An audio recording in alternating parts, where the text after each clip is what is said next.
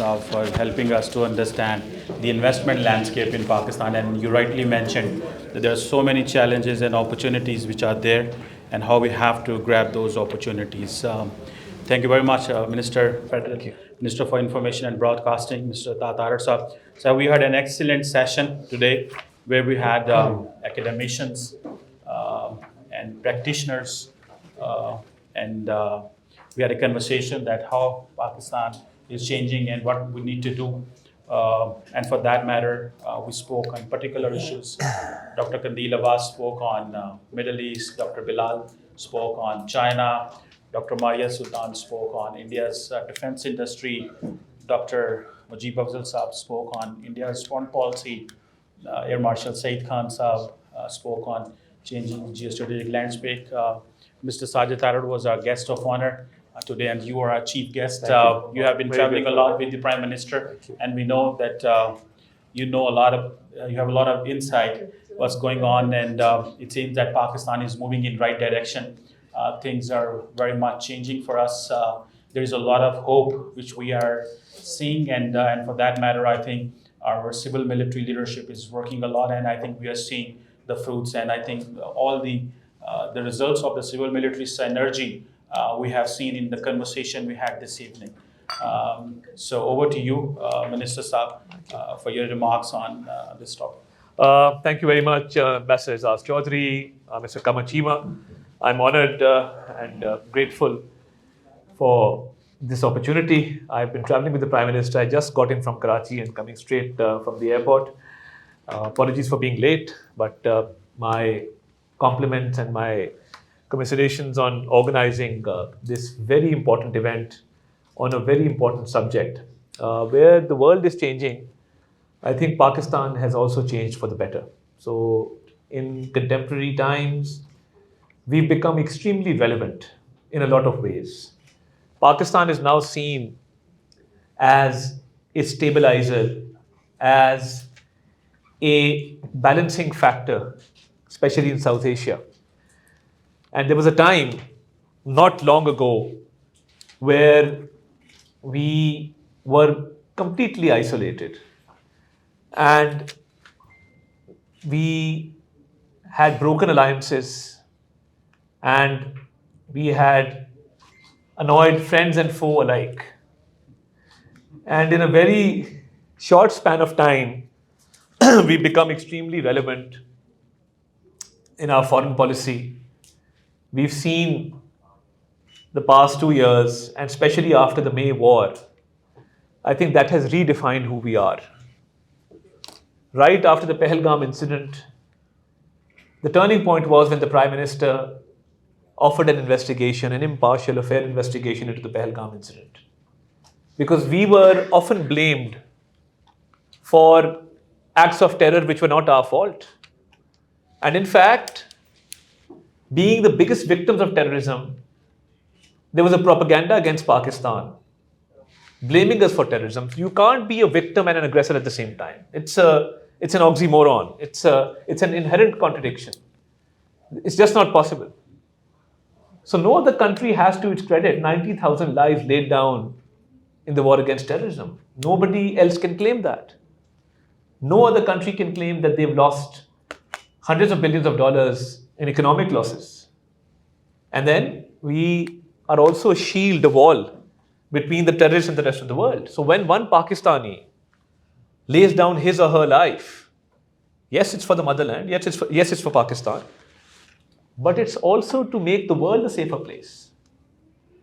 It cannot be that so many sacrifices go in vain. It's just not possible. So I think the time was right that the world heard our story and the world heard it right. And by offering this investigation just before the war, I think we had a point to prove that our hands were clean. And that point was well taken.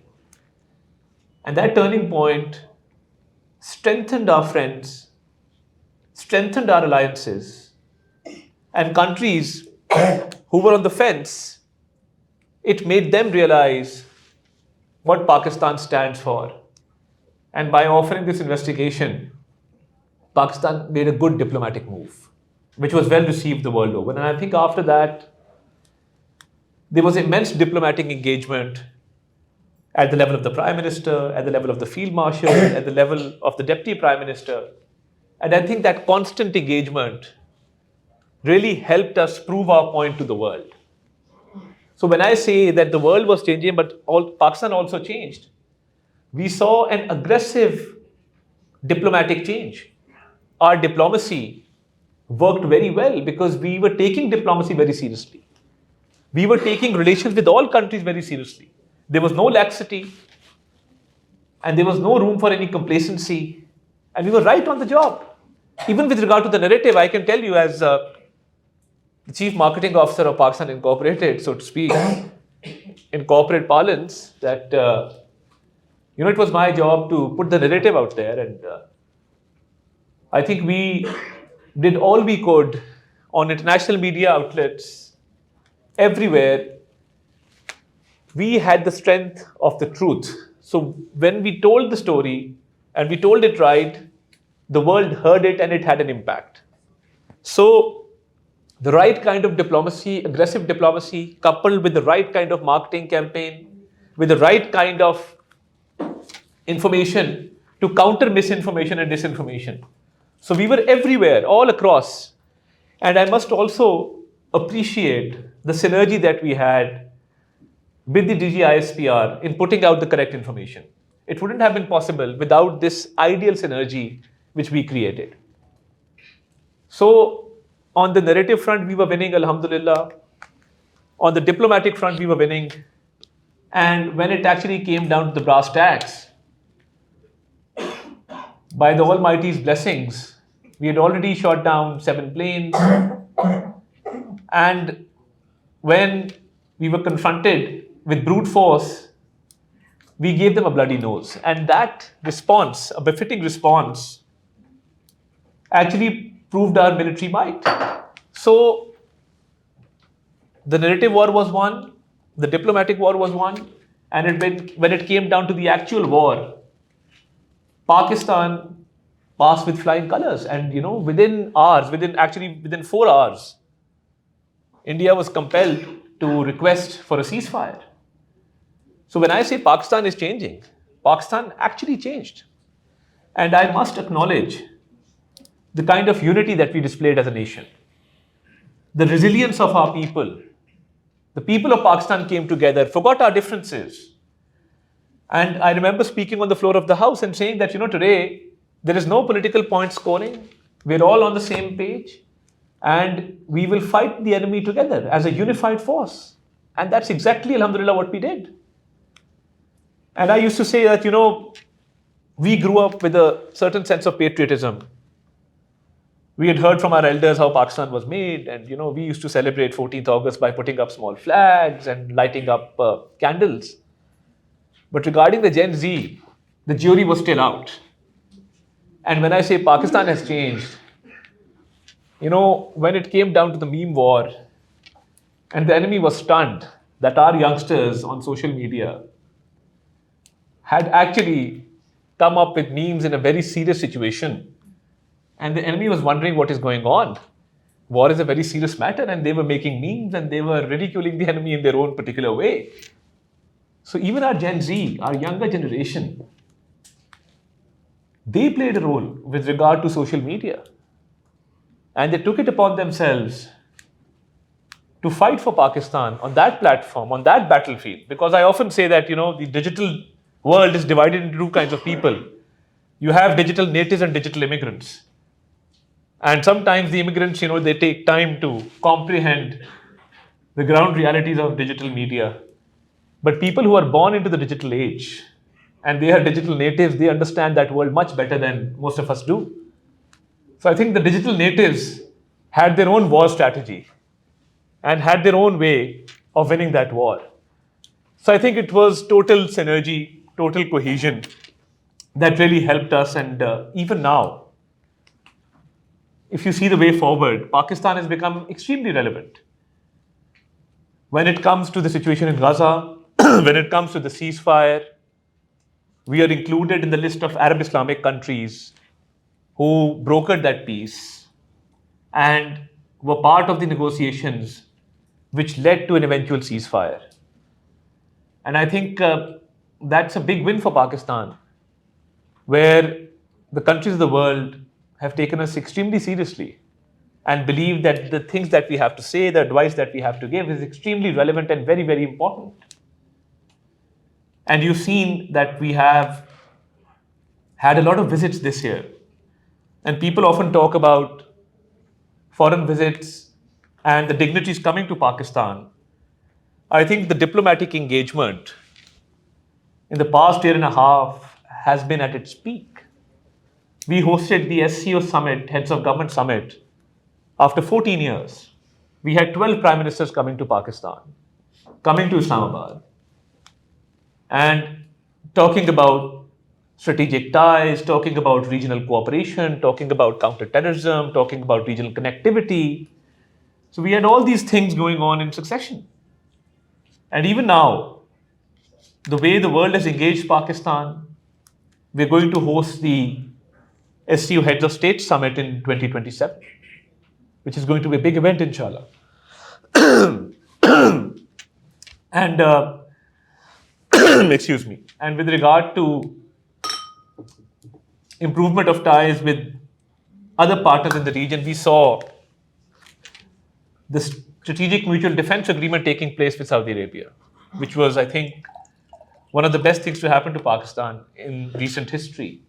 And the people have taken great pride in that agreement, where the common man has actually gotten involved. And we were in Riyadh, and we saw the Pakistani flag flying high for almost 25 kilometers constantly. There were Pakistani flags all around, and people of Saudi Arabia celebrated this union with the people of Pakistan. And then in the last visit, the launching of the Economic Cooperation Framework, I think that that launch with regard to revival of Pakistan's economy has really, really cemented our ties with Saudi Arabia. And when it comes to the economic turnaround, I think that is something phenomenal because our ratings have improved, our macroeconomic indicators have improved, there is stability which the world has acknowledged. The financial institutions the world over are praising Pakistan's performance in terms of the economic turnaround. So, from right from default to development.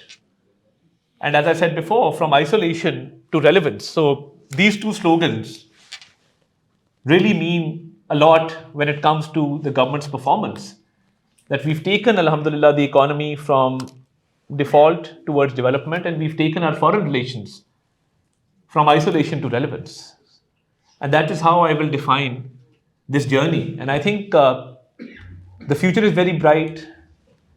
And yes, there is a situation with Afghanistan where we now believe that we now have an additional forum where we can present evidence of their involvement in acts of terrorism. And we've been constantly saying that we have irrefutable evidence that their land is used for acts of terrorism. And whenever an incident takes place, and when you backtrack and go into the investigations, you will find somewhere or the other an Afghan citizen involved somewhere. So this is something which we are dealing with, and we've given a very loud and clear message in that regard. So I think Pakistan's situation right now, in terms of its economy, foreign direct investment, strategic ties, increasing trade and commerce in the region, outside the region, it's been very, very optimistic, and we've had great results so far. And with regard to the foreign policy, we had a landmark visit to Kuala Lumpur just last month, and our strategic ties with Malaysia are growing in terms of trade and in terms of investment. So I think overall, in these changing circumstances, Pakistan has played its cards right. And as you saw right after the attack on Doha, the Pakistani delegation was one of the first delegations to reach Doha and express our solidarity with the Qatari leadership. So I think Pakistan has not only played its cards right, but Pakistan has formulated a policy where we've had a lot of successes diplomatically.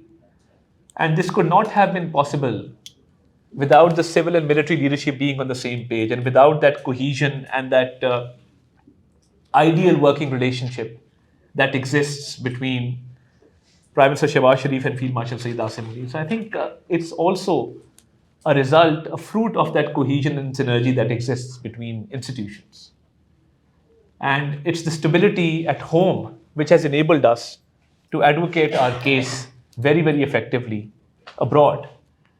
And we see that a lot of other countries are desirous of improving their relations with Pakistan.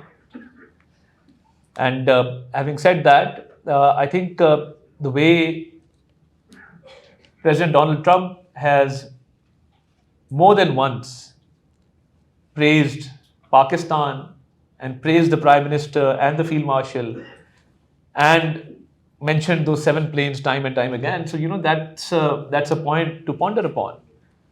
And we've had a great visit to the US. Relations have improved immensely. And the recent visit to China. So I think Pakistan's relationship with each country has a unique nature. So one relationship cannot be at the cost of another relationship. And I think that's where the success of our foreign policy lies. And that's how we plan to go into the future, with a very, very robust, with a very, very effective and very practical foreign policy, which will not only give respect to Pakistan, and Pakistan is the world over, but which will also help us to take our economy to new heights. So the life of an average Pakistani can also improve. And I see that happening, inshallah ta'ala, in the very near future. I will keep on talking because that's what politicians do. We don't listen, we keep talking. So on that note, I'd like to thank you very much for this opportunity. And I hope that I could shed light upon all relevant issues related to our recent rise with regard to the May war and the post-war scenario. And I'm always delighted to be here at this forum. And thank you very much for taking up these issues and taking them up at the right time. Thank you, ladies and gentlemen. Pakistan Zindabad.